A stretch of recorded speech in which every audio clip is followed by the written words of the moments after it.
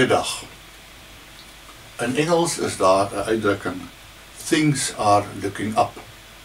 Nou, ons sê nie in Afrikaans, dinge gaan begin opkyk nie. Ons sê gewoon, dit gaan beter. Want dit is wat die uitdrukking tog beteken. Die situasie verbeter, jou probleme neem af en jou geleenthede neem toe. Het is eintlik jammer dat ons nie die Engelse uitdrukking letterlik kan vertaal nie, want dit beklemtoon 'n belangrike waarheid, wat ek graag wil hê jy met hierdie Kersfees moet onthou. Dinge gaan begin opkyk vir jou, wanneer jy begin opkyk, as ek dan in Engels letterlik kan vertaal. Met ander woorde, jou omstandighede sal verbeter, wanneer jy ophou om na hulle te kyk, en na God begin kyk. Dit word oor en oor in die Bybel gesê, lig jou oë op. Dis 'n ander manier om te sê, kyk op. Hou jou oë van jouself af en op God. God het dit vir Moses gesê. Hy het dit vir Abraham gesê. Jesus het dit vir sy volgelinge gesê. Daar is 'n ander ou Engelse rympie wat sê, two men looked out from prison bars. One saw mud, the other saw stars.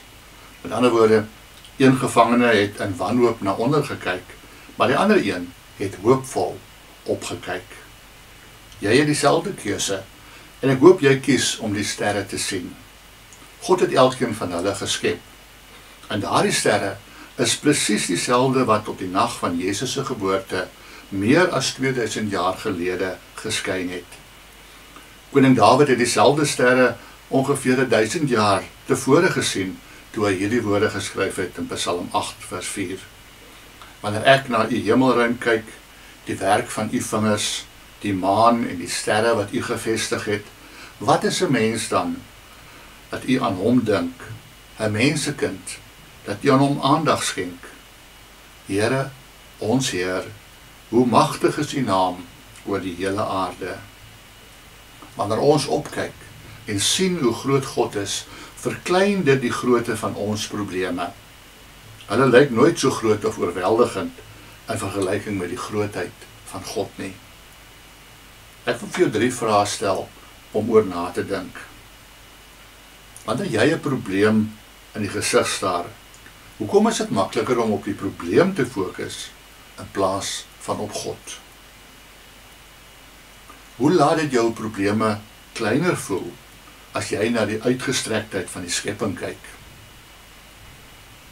Maar wat kan jy hierdie week doen om die skoonheid van God se skepping in te neem en jou oë van jou probleem af te neem?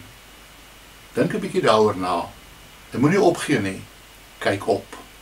Kom ons bid saam. Here, ons Heer, hoe wonderlik is u skepping. U is soveel groter as ons probleme. Help dan vir ons om nie teen ons probleme te bly vaskyk nie en nie op te gee nie, maar op te kyk. Om die grootheid van u liefde raak te sien. Veral in hierdie tyd waar ons u koms na die aarde herdenk. Daarom vra ons dit in Jesus se naam. Amen.